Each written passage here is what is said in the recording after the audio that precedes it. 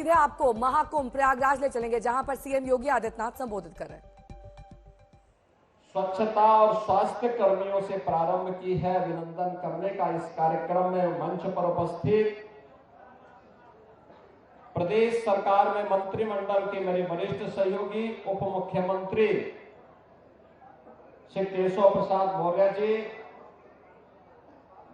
उप मुख्यमंत्री श्री ब्रजेश पाठक जी, वित्त मंत्री श्री सुरेश खन्ना जी, जल शक्ति मंत्री और प्रभारी मंत्री प्रयागराज श्री स्वतंत्र देव सिंह जी, नगर विकास मंत्री श्री के शर्मा जी, औद्योगिक विकास के मंत्री और प्रोटोकॉल में निरंतर सजग भाव के साथ कार्य कर रहे श्री नंद गोपाल गुप्ता नंदी जी, श्रम और सेवायोजन मंत्री श्री अनिल राजभर जी, परिवहन मंत्री श्री दयाशंकर सिंह जी, जल शक्ति राज्य मंत्री श्री रामकेश निषाद जी, सूक्ष्म लघु मध्यम उद्यम और खादी ग्रामोद्योग विभाग के मंत्री श्री राकेश सचान जी, माननीय सांसद श्री प्रवीण पटेल जी, महापौर श्री उमेश गणेश केसरवानी जी, माननीय विधायकगण श्री हर्षवर्धन वाजपेयी जी, दीपक पटेल जी, वाचस्पति जी, राजमणि कौल जी, पीयूष रंजन निषाद जी, गुरु प्रसाद मौर्य जी, सुरेंद्र चौधरी जी, केपी श्रीवास्तव जी, पूजा पाल जी, पूर्व सांसद श्रीमती रीता बहुगुणा जोशी जी, मुख्य सचिव मनोज कुमार सिंह जी, डीजीपी प्रशांत कुमार जी, सलाहकार श्री अवनीश कुमार अवस्थी जी, प्रमुख सचिव गृह संजय प्रसाद जी, प्रमुख सचिव नगर विकास समेत प्रदेश सरकार के हमारे सभी अधिकारीगण, प्रदेश के मेरे सभी महाकुंभ की योजना के नींव स्वच्छता के इस महाअभियान के साथ जुड़े हुए स्वच्छता कर्मी और स्वास्थ्य कर्मी उपस्थित बहनों और भाइयों, सचमुच एक भव्य और दिव्य कुंभ को आदरणीय प्रधानमंत्री जी के मंशा के अनुरूप एक वैश्विक घटना के रूप में परिवर्तित करने के लिए मैं इस पूरे अभियान के साथ जुड़े हुए सभी स्वच्छता कर्मियों को, स्वास्थ्य कर्मियों को, परिवहन विभाग के साथ साथ सुरक्षा और जल प्रवाह को निरंतर बनाए रखने के साथ साथ नागरिकों का भी मैं हृदय से अभिनंदन करता हूं, स्वागत करता हूं।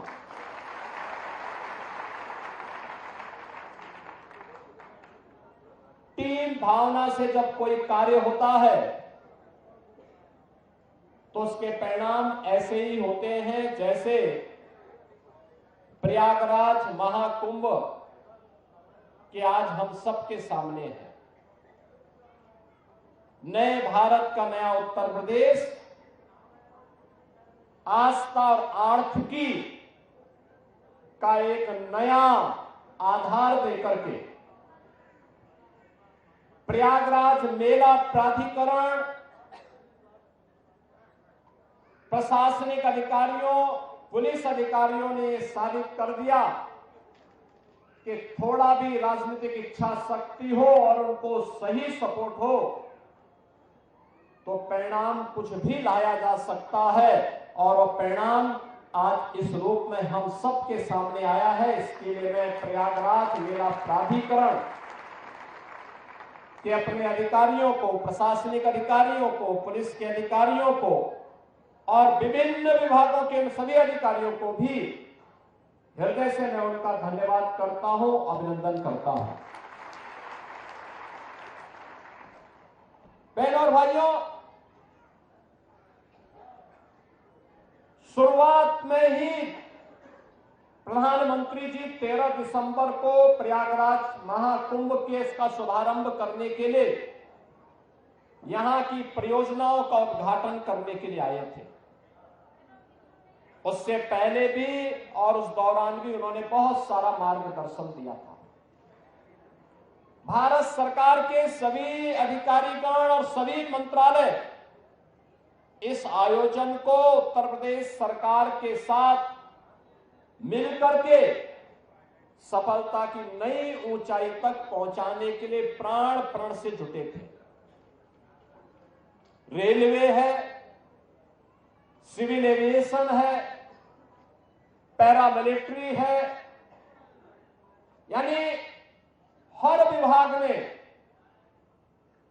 अपने स्तर पर इस आयोजन में भरपूर सपोर्ट किया, सहयोग किया और इसमें आर्थिक रूप से भी सहयोग करते हुए प्रयागराज की कायाकल्प को करने के लिए सड़क परिवहन मंत्रालय ने भी जो योगदान किया, आज महाकुंभ के बहाने प्रयागराज सिटी एक आधुनिक सिटी और स्मार्ट सिटी के रूप में चमक रही है।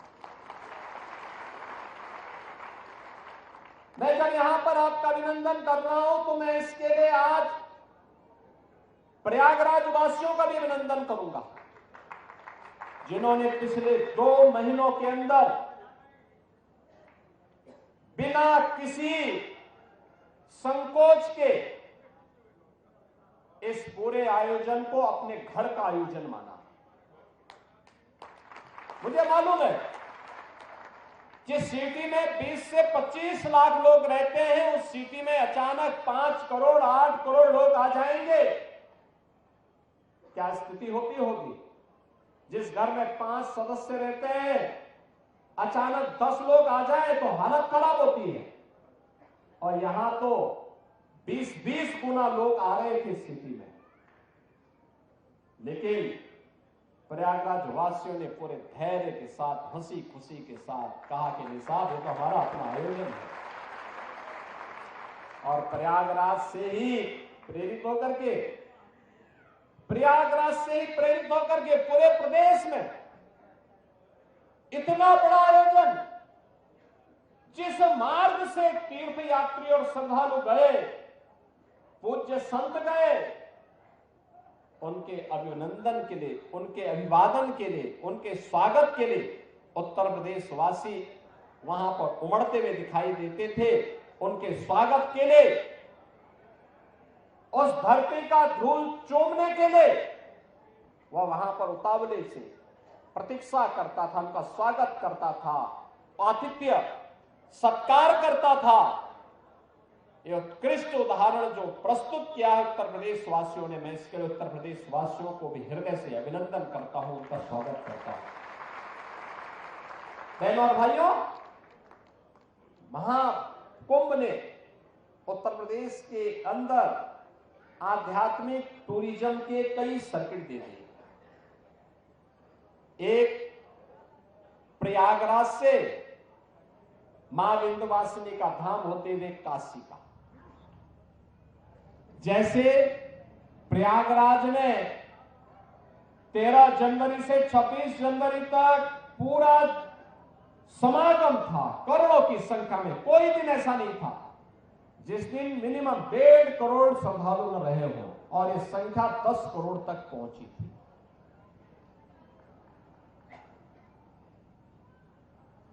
ऐसे ही मां विंध्यवासिनी धाम में इस दौरान प्रतिदिन 5 से लेकर के 7 लाख श्रद्धालु, और काशी बाबा विश्वनाथ के धाम में 10 से लेकर के 15 लाख श्रद्धालु प्रतिदिन जाता था। एक सर्किट यह बना। एक सर्किट बना अयोध्या धाम और गोरखपुर का। अयोध्या धाम में प्रतिदिन इस दौरान 7 लाख से लेकर के 12 लाख श्रद्धालु प्रतिदिन अयोध्या धाम गया, और गोरखपुर में 1 जनवरी से लेकर के कल तक प्रतिदिन 2 लाख 2.5 लाख श्रद्धालु इस दौरान वहां जाता था। तीसरा सर्किट बना प्रयागराज से श्रृंगवेरपुर होते हुए लखनऊ और नैमिषारण्य का। लाखों की संख्या में श्रद्धालुओं का जमावड़ा वहां रहा। चौथा सर्किट बना प्रयागराज से लालापुर, राजापुर और चित्रकूट का। और पांचवां सर्किट बना प्रयागराज से बुंदेलखंड एक्सप्रेसवे पकड़ करके श्रद्धालु जन मथुरा, वृंदावन और सुख तीर्थ की यात्रा के लिए भी गए हैं, बड़ी संख्या में, लाखों की संख्या में। और मैंने जो कहा ना, आस्था का यह इतना विशाल समागम दुनिया के अंदर कभी नहीं हुआ, कहीं नहीं हुआ। 66 करोड़ 30 लाख श्रद्धालु किसी आयोजन का हिस्सा बने। कोई अपहरण की घटना नहीं, कोई लूट की घटना नहीं, कोई छेड़छाड़ की घटना नहीं, कोई दुष्कर्म की घटना नहीं, कोई भी ऐसी घटना नहीं जिस घटना के बारे में कोई ये कह सके। विरोधी को भी ढूंढे ढूंढे दूरबीन लगा करके भी और माइक्रोस्कोप लगा करके भी वे इस प्रकार की घटनाओं को उजागर नहीं कर पा रहे। दुष्प्रचार का कोई मौका विरोधियों ने चूका नहीं। जिनको यह आस्था का महासभा समागम अच्छा नहीं लग रहा था, उन्होंने कोई मौका नहीं छोड़ा। मौनी अमावस्या के दिन 8 करोड़ श्रद्धालु यहां पर था। हमारी प्राथमिकता थी कि श्रद्धालु जनों को सुरक्षित स्नान करा करके उनके गंतव्य की ओर प्रस्थान करवाया जाए। क्या संगम पे, क्या ऐरावत घाट पर, क्या गंगा जी के किसी भी घाट पर, क्या रेलवे स्टेशन पर, क्या बस स्टेशन पर, क्या अगल बगल के जनपदों में इतना बड़ा समागम प्रयागराज आने की में तत्पर दिखाई दे रहा था। लेकिन विरोधी और विपक्षी लगातार दुष्प्रचार कर रहे थे, बदनाम कर रहे थे, अपमानित करने की भाषा का उपयोग कर रहे थे। कोई काहिरा की घटना का दृश्य दिखा करके प्रयागराज को बदनाम करता था। प्रयागराज में मौनी अमावस्या के दिन 28 और 29 की रात्रि को दुखद घटना घटी थी। उन सभी परिवारजनों के प्रति हमारी संवेदना है। लेकिन बहनों और भाइयों, उसकी आड़ में काहिरा की घटना को, काठमांडू की घटना को, किसी अन्य जगह की घटना को प्रयागराज से जोड़ करके बदनाम करने की साजिशें हो रही थी। मुझे लगता है कि जनता जनार्दन ने एक सिरे से उन्हें खारिज करके प्रयागराज महाकुंभ में आकर के साबित किया कि नहीं, तुम्हारे दुष्प्रचार में अब नहीं आएंगे। सनातन का ध्वजा अब कभी झुकने वाली नहीं है।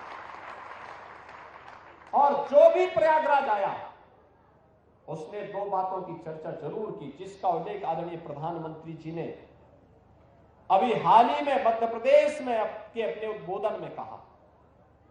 उन्होंने कहा था जो भी प्रयागराज आया उसने स्वच्छता की और स्वच्छता कर्मियों की सराहना की, और जो भी प्रयागराज आया वह प्रयागराज में पुलिस के व्यवहार की तारीफ की है, उसकी सराहना की है।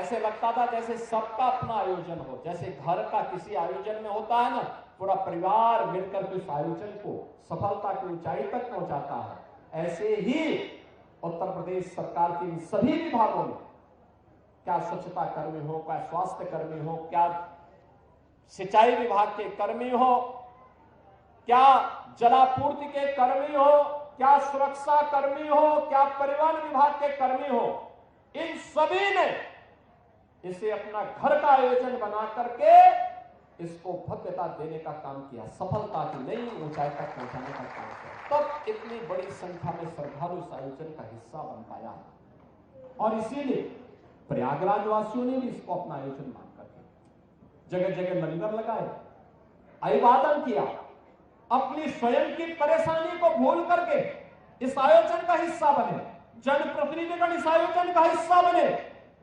और आज तक आर्थिकी का एक नया संदेश महाकुंभ प्रयागराज ने दे दिया कि नहीं, आस्था है जिसके बारे में भगवान वेदव्यास ने 5000 साल पहले कहा था।